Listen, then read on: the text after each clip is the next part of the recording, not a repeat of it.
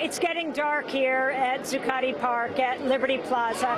Thousands of people are here. There's going to be a General Assembly in a few minutes. Among those who are going to be addressing them are John Carlos, who is very famous for the famous Olympic salute in Mexico City. We'll talk about that in a minute. But right now, we're joined by none other than Gabor Maté.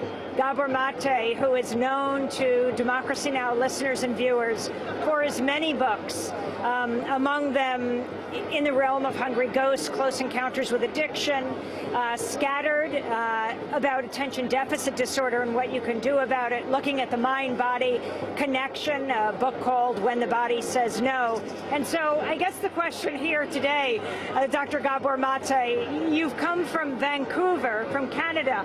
Why are you here at Liberty Plaza?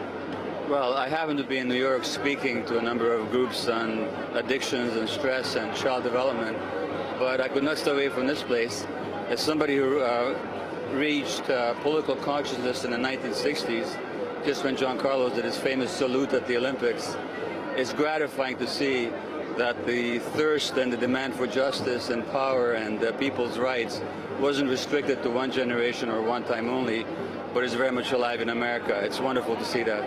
So you're a physician who deals with issues like addiction. In fact, that's why you're in New York. You're going to be addressing people. But what does that have to do with Occupy Wall Street? Why else is it so exhilarating for you today? Well, you know, among the many inequities in a society are the ones that this protest has brought to light, the inequitable distribution of wealth and power.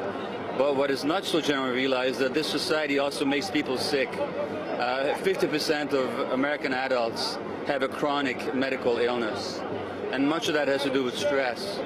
And if you look at the literature on what causes stress, it's uncertainty and lack of information, and loss of control, and lack of expression of self.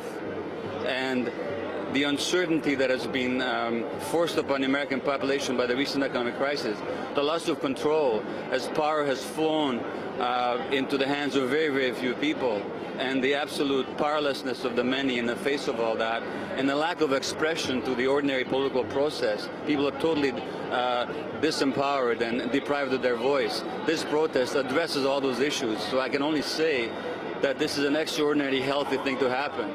People who participate here will be healthier for it as a result, and maybe society in general as well. And one more thing as well, there was a study just this morning that parents who are stressed, they're not as tuned into their kids, they're not as connected to their kids. So when society stresses people like the current economic uncertainty and crisis does, children are not getting what they need. So this protest as well speaks to the needs of children as much as to the needs of adults in general. So that's why I'm so gratified to see all this. Is Canada paying attention? It's paying attention to the media, and there's some talk of similar protests in Canada. It hasn't happened yet, but it well might, and it well should, really.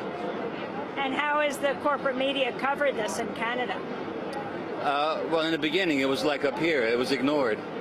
But now they begin to pay attention to it.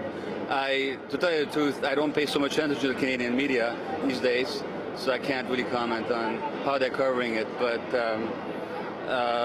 it's nice to see that the American media, at least now, has begun to pay some serious attention. And there was a wonderful column the other day in the New York Times by Paul Krugman, the Nobel Prize winner, that really honored the protest for what it is. Well, I want to thank you very much. This is Democracy Now!, democracynow.org, the War and Peace Report. And we'll be back as